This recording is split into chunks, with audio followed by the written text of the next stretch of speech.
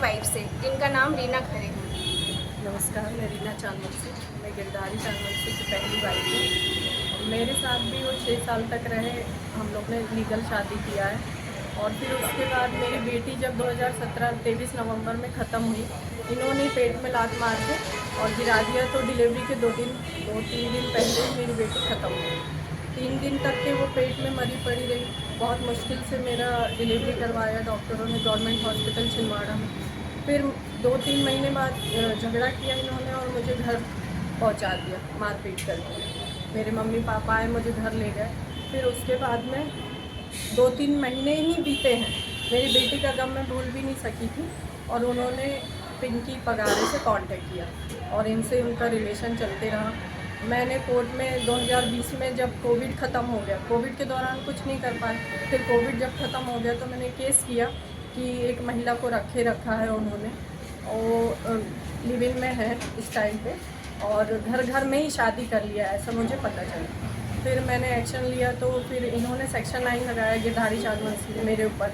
2 पत्नी के रहते हुए भी मुझे ले जाना चाह रहा था, पर वो मैंने कुछ गवाह और कुछ सबूत पेश किया तो उनका केस खारिज हो गया कोर्ट से।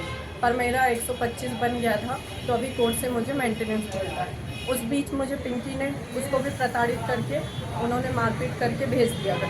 फिर पिंकी ने मुझसे कांटेक्ट किया कि दीदी मुझे हेल्प चाहिए।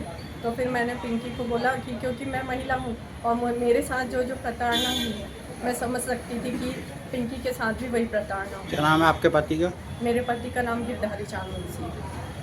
तो फिर हम दोनों मिले, फिर और मिले तो हम लोगों ने किया, एसपी ऑफिस गए आवेदन लेके। तो एसपी सर ने हमसे मिलना भी उचित नहीं समझा। उन्होंने उनके जो भी असिस्टेंट थे उनसे हमारा आवेदन मांगा और रख लिया।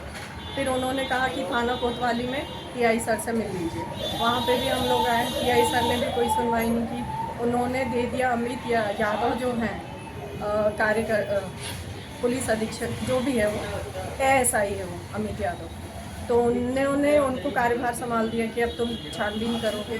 पर ये मैं बोलना चाहूँगी कि यहाँ का पुलिस प्रशासन भी हमारी कोई मदद नहीं कर रहा है और ना ही कोई सुनवाई कर रहा है। हम 5 दिन लगातार पुलिस के थाने जाके हम लोग ने चक्कर काटा, कोई भी हमारी सुनवाई नहीं कर रहा है। यहाँ का पुलिस प्रशासन बहुत ही शून्य है और महिला इतनी दुखी है, कुछ भी एक्शन नहीं लिया जा रहा। हम चाहते हैं कि इस व्यक्ति को कड़ी से कड़ी सज़ा मिले और ये हमारे सामने आए और पुलिस प्रशासन हमारी मदद करे।